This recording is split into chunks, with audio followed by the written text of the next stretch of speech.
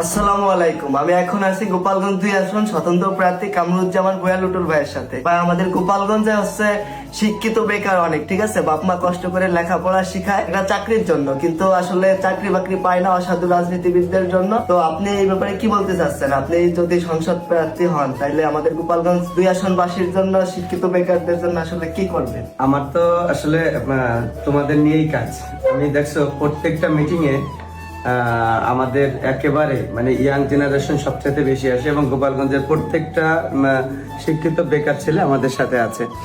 আমার মূল উদ্দেশ্য হচ্ছিল এই বেকারত্ব দূর করা। আর তার জন্য আমি যে টেকনোলজি নিয়ে কাজ করি, সহজ হিসাব আমি আগেও বলছি যে ফ্রিল্যান্সিংটা আছে আমাদের, আমি একেবারে নিজ উদ্যোগে আমি শুরু করছি এবং মানে অলরেডি এটা কোনো গভর্নমেন্টের জন্য আমি অপেক্ষা করব না, এটা আমার ব্যক্তিগত তহবিল থেকে শুরু করব, যাতে আমাদের প্রত্যেক মাসে আমাদের একবারে কম করে হলেও 60টা ছেলে এখান থেকে ফ্রিল্যান্সিং শিখবে এবং সে নিজে পরবর্তীতে নিজেই একজন উদ্যোক্তা হয়ে যাবে ইনশাল্লাহ। তাহলে আপনারা যারা আমাদের গোপালগঞ্জ 2 আসনে শিক্ষিত বেকার ভাই বোন আছেন, ইনশাল্লাহ টেলিফোন মার্কায় ভোট দেবেন, বিজয় আমাদেরই হবে। বেকারত্ব ইনশাল্লাহ গোপালগঞ্জ থেকে দূর হবে ইনশাল্লাহ।